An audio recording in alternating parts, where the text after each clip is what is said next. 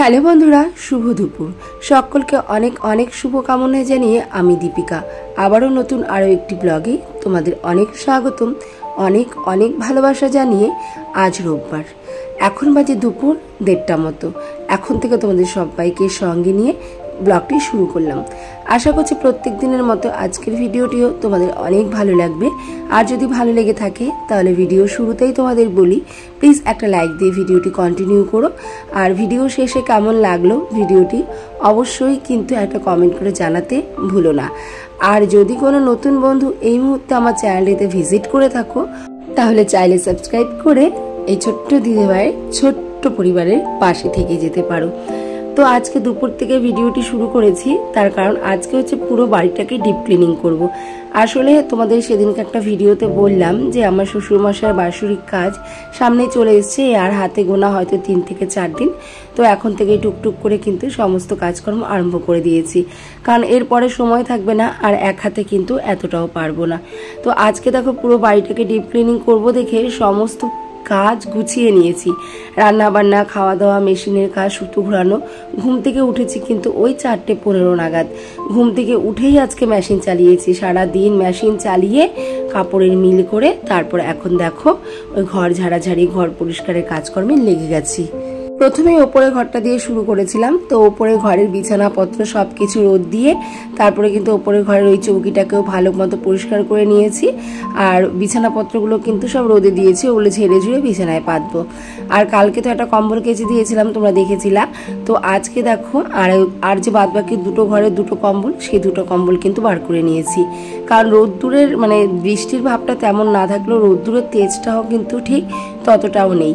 তাই ভাবলাম যে একটু কষ্ট হলেও দুটো কম্বল যদি একদিনে কেচে দিই, তো আজকে যদি জল ঝরে থাকে কালকে সারাদিনের রোদে কিন্তু ঠিক কোনো না কোনোভাবে শুকিয়ে যাবে। তো এইটা চিন্তা করেই কিন্তু দুটো কম্বলে একসাথে ধুয়ে দিলাম, যে পরে আর রোদ্দুরে আশা করে লাভ নেই, কারণ শুনছি সামনে নাকি আবারও বৃষ্টি হবে। আর আজকে কিন্তু ক্লিনিংয়ের কাজে আমি একা নই, কারণ পুরো 3টে ঘর সমস্ত কিছু কিন্তু আমাকে পরিষ্কার করতে হবে। তারপরে কাচা কুচি সমস্ত ধোয়া যা আছে বাদবাকি সব করতে হবে। তাই এক হাতে তো এত কিছু পারা সম্ভব নয়। এমনিতেই সকাল থেকে অনেক কাজ করে ফেলেছি, আর শরীরটা কিন্তু খুবই ক্লান্ত হয়ে আছে। তো মেয়েকে বললাম, মেয়েও কিন্তু হাতে হাতে অনেক কাজ করে দিয়েছিল। একটা মোটা ভারী কম্বল ও কিন্তু একা কেচে একা ধুয়েছিল, সেই সঙ্গে ঠাকুরের বাসনপত্র, তারপরে ঘর দুয়ার গোছানো, আলনা গোছানো, অনেক কাজই কিন্তু ও হাতে হাতে করে দিয়েছে। আর এদিকে আমার মাও বলেছে আসবে, মাকেও আমি ফোন করেছিলাম আসার জন্য, কারণ আমার মা ঘরটা ঝাড়তে ভীষণ সুন্দর করে ঘর ঝাড়তে পারে। অত সুন্দর করে ঘর ঝাড়া আমিও আর কি খুব একটা কি বলে দিক খুঁজে পাই না, যে কোন দিক থেকে কোথায়, কোন দিক থেকে কোথায় কি করব। কিন্তু আমার মা কিন্তু একের পর এক পাই টু পাই সুন্দরভাবে কিন্তু ঘর পরিষ্কার করে ঝেড়ে ফেলতে পারে। আর যখনই আমি ঘর ঝাড়ি তখনই কিন্তু আমার মা এসে কিন্তু আমাকে ঘরটা ঝেড়ে দিয়ে যায়। আর বলতে বলতে দেখো আমার মা কিন্তু চলে এসেছে, আর আমার মাও কিন্তু এসে হাতে হাতে একদম হাত লাগিয়ে কাজ শুরু করে দিয়েছে। মা প্রথমে বলেছিল যে চল নিচের ঘরগুলো ঝেড়ে নিই, তারপর উপরের ঘরটায় আসি। এবার যেহেতু আমি আগেই উপরের ঘরটা পরিষ্কারের কাজে লেগে গেছিলাম, তো এই জন্য মাকে বললাম তাহলে উপরের ঘরটা পরিষ্কার করে তারপরে একবারে নিচের ঘরে যাই। তো উপরের ঘরটা ঠাকুরের সিংহাসন, ঠাকুর ঘর পুরো সবটা ক্লিনিং করে যত জামা কাপড় ছিল মা কিন্তু সব ধুয়েছিল। আর আমার মেয়ে তো বললাম একটা কম্বল, আর আমাকে না আর কিছু কাচতেই হয়নি, সবই মা ধুয়ে দিয়েছিল। তারপর মা ওপরে তিনজনে মিলে পরিষ্কার করে এখন নিচে চলে এসেছি। মা ওই ঘরটা ঝাড়ছে, এই ঘরটা প্রথমে ঝেড়ে দিয়েছিল, তারপর ওই ঘরটা ঝাড়ছে। এখন কিন্তু আমি ওই শোকেস যা যা বাদ বাকি আছে সেগুলো কিন্তু ফ্রেশ করে মুছে টুছে নিচ্ছি। মাকে বললাম মা তাহলে তুমি যখন ঝাড়ছো তাহলে আমি এদিকটা কিন্তু পরিষ্কার করে নিই। আসলে এই ঘরটা তো তোমরা প্রত্যেকদিন ভিডিওতে দেখতেই পাও, এই ঘরটা কিন্তু আমি প্রায় পরিষ্কার করি। তাই এই ঘরটা না অতটাও নোংরা ছিল না, নোংরা ছিল না বললেই চলে। ওই ঘরটা কিন্তু খুব নোংরা হয়েছিল, যেহেতু সুতো টানা কাপড়, এমনিতেও তাঁতি বাড়ি যাদের আছো বা তাঁত সম্পর্কে যাদের একটু হলেও ধারণা আছে তারা কিন্তু জানো যে তাঁতি বাড়িতে কিন্তু খুব পরিমাণে ঘর দোয়ার নোংরা হয়। তো মা কিন্তু ওই ঘরটা খুব সুন্দর করে পরিষ্কার করে দিয়েছিল, আর এই ঘরটাও একটু ছেড়ে দিয়েছিল। আমি এখন শোকেসগুলো সুন্দর করে পরিপাটি করে মুছে নিচ্ছি। আর ভিডিওর এই মুহূর্তে আমার মিষ্টি মিষ্টি যে সকল বন্ধুরা আমাকে সবসময় লাইক কমেন্ট করে পাশে আছো, তাদের আমার অন্তরের অন্তঃস্থল থেকে অনেক অনেক ভালোবাসা। কারণ ধন্যবাদ জানালে তোমাদের অনেক ছোট করা হবে, তাই ভালোবাসা জানাচ্ছি। কারণ তোমরা হচ্ছে আমার এক একটা পরিবার, এক একটা শক্তি বলা যেতে পারে, আগামী দিনের পথ চলার পথের সাথীও বলা যেতে পারে। তো তোমরা এভাবে আমার পাশে থেকো, আর আগামী দিনেও যেন তোমরা আমার পাশে থেকো আর আশীর্বাদ করো, আমিও যেন ইউটিউবে একটু জায়গা করে উঠতে পারি। এদিকে আমি ঘরের ফার্নিচারগুলো সব সুন্দর করে কলিং দিয়ে মুছে নিচ্ছি। দরজা, জানলা, খাট, বিছানা যা যা ছিল সব মুছে নিয়েছি। পুরোটা তো আজকে ক্যামেরা বন্দি করতে পারিনি, কারণ হচ্ছে দেখবে বাড়িতে অনেক কাজ ছড়িয়ে ছিটিয়ে নিলে না তেমনভাবে কিন্তু ক্যামেরা বন্দি করা যায় না। আর আমার মাও এসেছে, আর আমার আজকে এমন একটা অবস্থা, মানে ক্যামেরার সামনে দিয়েই সবাই ঘোরাফেরা করছে। তো যাই হোক, যতটা পারলাম তুলে ধরার চেষ্টা করলাম। আর এরপর নেক্সট ভিডিওতে আশা করছি আবার পরিপাটিভাবে ভিডিও দিতে পারবো। তো যাই হোক, এখন দেখো খাটটাকেও ভালো করে কলিং দিয়ে পরিষ্কার করে নিচ্ছি। আর আমি যতক্ষণ এদিকে ফার্নিচারগুলো পরিষ্কার করছি, মা কিন্তু দুটো ঘরের খাটের তলা, বিছানার তলা সমস্তটা কিন্তু ঝেড়ে ঝুড়ে পরিষ্কার করে সুন্দর করে ঘরটাকে ঝাড়ু লাগিয়ে নিয়েছে। আসলে মা হলো পৃথিবীতে অন্যরকম একটা জিনিস, মায়ের ভালোবাসা কিন্তু অন্যরকম একটা জিনিস। সন্তানদের ছোট ছোট অন্যায় যখন সারা পৃথিবী বিরূপ হয়ে মুখ ঘুরিয়ে রাখে, একমাত্র মাই কিন্তু সন্তানের পাশে থাকে। আর মা নামক বস্তুটি সত্যি একদমই অন্যরকম, তাই না বলো? পৃথিবীতে যার মা নেই সে জানে যে মা না থাকার জ্বালা কতটা। আর মা যে কী জিনিস একমাত্র তারাই সব থেকে ভালো বোঝে, যারা মায়ের অভাবটা জীবনে অনুভব করে, যারা মায়ের জন্য প্রতি রাতে কান্না করে এবং কান্না করে বালিশ হয়ে যায়। আমার মা না থাকলে সত্যি আমার মা আমার সমস্ত সুখে দুঃখে যে কোনো ভালো মন্দ কথায় কিন্তু সব সময় পাশে থাকে। যখনই মনে কোনো খারাপ লাগে, ভাবা ভালো কিছু লাগে, তখন কিন্তু সবার আগে ফোনটা মার কাছেই যায়। মার কাছে যতক্ষণ না বলতে পারি ততক্ষণ যেন মন থেকে আর শান্তি পাই না। তো এই যে আমার মা কিন্তু সচরাচর আমাদের বাড়িতে আসে না, তোমরা এটা আমার ব্লগে দেখো, কখনো তোমরা দেখোই না যে আমার মা আমাদের বাড়িতে আসে। সেই আমার শ্বশুর মারা গিয়েছিল 1 বছর আগে, তখনও ঠিক এসে এমনই সমস্ত কাজকর্ম করে দিয়ে গেছিল।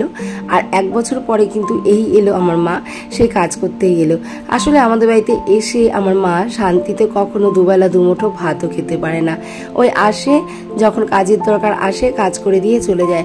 আর সত্যি কথা বলতে হয়তো এই দিনগুলোকে আমি সবসময় মনে রাখবো, কারণ আমার বিপদ আপদ সমস্ত যে কোনো বড় বড় কাজে কিন্তু আমার মাই সবসময় পাশে থাকে, তো আর পাশে থেকেছেও। আসল কথা, আমার এই ঘর ঝাড়া বলো, বাড়িতে একটা অনুষ্ঠান বলো, পুজো বলো, সমস্ত কিছুতেই কিন্তু আমার মা আগে আগে আসে, এসে কিন্তু আমার সমস্ত কাজকর্ম আমার মা হাতে হাতে গুছিয়ে করে দিয়ে যায়। আর হাতে হাতে গুছিয়ে করে দেওয়া যায় বললে ভুল হবে, মানে বলতে গেলে বলা যেতে পারে সমস্তটা একা কাঁধে দায়িত্ব নিয়ে কিন্তু আমার মা করে দিয়ে যায়। আর আমার জীবনে আমার মায়ের অবদানটাই কিন্তু সব থেকে বেশি। শুধু আমার জীবনে না, আমরা 3টে ভাই বোন মানুষ হয়েছি, পুরো কিন্তু আমার মায়ের অবদান। কারণ আমার মাই কিন্তু আমাদের 3 ভাই বোনকে কষ্ট করে রাত জেগে সুতো ঘুরিয়ে তারপর কিন্তু পড়াশোনা শিখিয়েছে। আমাকে পড়াশোনা শিখিয়েছে, বোনকে, তারপর আমার ভাইকেও কিন্তু আমার মাই পড়াশোনা শিখিয়েছে। আমার বাবার বাড়িতে যেহেতু তেমন কোনো অবস্থাশীল নয়, সেহেতু বাবা সংসার চালিয়েছে, মা কিন্তু আমাদের 3 ভাই বোনের পড়াশোনা শিখিয়েছে। আসলে এই যে আমি এত পরিশ্রম করি, তোমরা আমার এত প্রশংসা করো, সবটাই কিন্তু আমার মায়ের থেকে শেখা। আমি কিন্তু শিখেছি কিভাবে অল্প ইনকামেও সংসারটা চালাতে হয়, সুন্দর করে কিন্তু বাচ্চাদের বা সন্তানদের মানুষ করতে হয়। আমার মা যেই জেনারেশনে ছিল, যেই জেনারেশনে আমার বাবার একদম অল্প ইনকাম ছিল, সেই জেনারেশনে এরকম অনেক মহিলাই ছিল যারা ছোট বয়সে বাচ্চাদের কাজে লাগিয়ে দিয়েছে বা অনেক কাজ করিয়েছে। কিন্তু আমার মার পৃথিবীটা কিন্তু পুরোটাই আলাদা ছিল। আমার মা কিন্তু কখনোই আমাদের 3 ভাই বোনকে তেমনভাবে মানুষ করেনি। সবসময় চেষ্টা করেছে, আমার মা দিন রাত পরিশ্রম করেছে, আর আমাদের 3 ভাই বোনকে কিন্তু লেখাপড়া শিখিয়েছে, আমাদের যথেষ্ট ভালো জায়গায় বিয়ে দিয়েছে। আমার ভাইও কিন্তু আজকে একজন প্রতিষ্ঠিত সেন্ট্রাল গভর্নমেন্টে চাকরিরত। তো যাই হোক, আমার মাকেও সবসময় আশীর্বাদ করবে আমার মা যেন অনেক সুস্থ থাকে এবং ভালো থাকে। তারপর দেখো মা ওদিক থেকেও সব পরিষ্কার টরিষ্কার করে মাকে বললাম তুমি স্নানটা সেরে নাও, আর আমি ঘরটা মুছেও কিন্তু স্নানটা সেরে ওই পুজোটা দিয়ে তারপরে কিন্তু গরম গরম 3 কাপ চা করে নিয়েছিলাম। মানে এত কাজ করার পর আর ওই সন্ধ্যে দেখলেই তোমরা যে ঘরটা যখন মুছছিলাম পুরো কিন্তু অন্ধকার হয়ে গেছিলো। তো ওই সন্ধ্যের সময় স্নান করার পর কিন্তু 1 কাপ চা না হলে একদম চলে না। তো যাই হোক সবাই মিলে গরম গরম একটু চা খেয়ে নিয়েছিলাম, আর মা তো কিছুতেই কিছু খাবে না, বাড়ি চলে যাবে। তো আমি কিন্তু একদম জোর করেই বলতে গেলে একটু চাউমিন বানিয়েছিলাম। দুপুরবেলা একটু মাংস রান্না করেছিলাম, তো সেখান থেকে একটু কষা মাংস একটু গ্রেভি আলাদা করে তুলে রেখেছিলাম, তো সেটা দিয়ে কিন্তু চিকেন চাউমিন বানিয়েছিলাম। তো সবাই মিলে কিন্তু সেটা খেয়ে নিয়েছিলাম, আমি, মা, অন্বেষার বাবা, তারপরে আমার ছেলে, সবাই মিলে খেয়ে নিয়েছিলাম। আর অন্বেষার ছিল একটা বন্ধুর বার্থডে, তো সেখানেই গেছিলো নেমন্তন্ন খেতে, একটু বাদে অবশ্য চলেও এসেছিল। আর এখন দেখো আমরা সবাই মিলে কিন্তু চাউমিন খাচ্ছি। আসলে আমার মা যে এই 3-4 ঘন্টা ছিল, 3-4 ঘন্টার পরিবেশটাই কিন্তু আমার অন্যরকম ছিল, বেশ ভালো লাগছিল। আজকে মা ছিল বলেই কিন্তু আমার কষ্টটা বুঝতে পেরেছে, মা ছাড়া কিন্তু পৃথিবীতে সন্তানের কষ্ট আর কেউই বোঝে না। চাউমিন খেয়ে মা এখন চলে যাবে টোটো ধরে। তো আজকে সংসার নিয়ে বা গোছানো গাছানো নিয়ে কোনো কথাই বলা হলো না, যতটুকু বলা হলো ততটুকু কিন্তু মাকে নেই। আসলে মা ছাড়া তো পৃথিবী শূন্য না। তো চলো, মায়ের জন্য অবশ্যই একটা like, comment, tata, good night.